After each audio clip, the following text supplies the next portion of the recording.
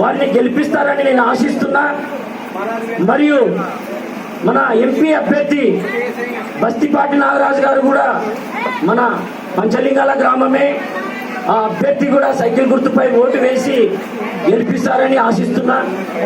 ఈరోజు నేను ఒకటి తెలియజేస్తున్నా, జగన్మోహన్ రెడ్డి ప్రభుత్వము 5 సంవత్సరాల్లో ఏం చేయలేదు. కాబట్టి 2024 ఉమ్మడి ప్రభుత్వము తెలుగుదేశము, జనసేన, బీజేపీ ప్రభుత్వము వస్తుందని నేను తెలియజేస్తున్నాను. మనకి మంచి భవిష్యత్తు ఉంది, మన పిల్లల భవిష్యత్తు కూడా బాగుంటుంది. ఒక్కసారి ఆలోచించండి గ్రామ ప్రజలారా. ఇన్ని రోజులు మనము జగన్మోహన్ రెడ్డి ప్రభుత్వానికి మీరు ఓట్లు వేసి గెలిపిస్తే ఆ ప్రభుత్వం ఏం చేయలేదు.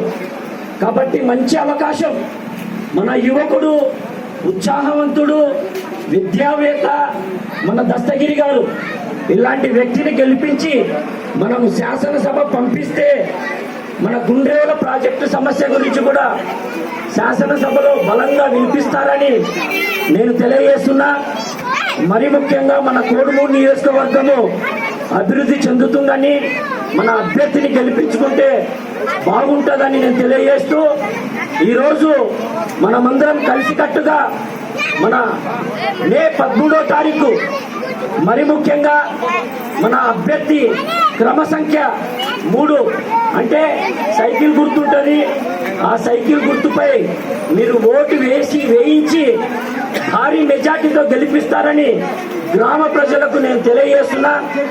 రాబోయే రోజుల్లో ఈ బెళగల్ మండలంలో అభివృద్ధి చెందాలంటే మన కోడుమూరు నియోజకవర్గంలో గౌరవనీయులు విష్ణువర్ధన్ రెడ్డి నాయకత్వంలో మనకు అభివృద్ధి జరుగుతుందని నేను తెలియజేస్తూ, ఎందుకంటే విష్ణువర్ధన్ రెడ్డి గారు బెళగల్ మండలం కానీ, గూడూరు మండలం కానీ, కోడుమూరు మండలం కానీ, కర్నూలు రూరల్ మండలంలో ఒక బలమైన నాయకుడు.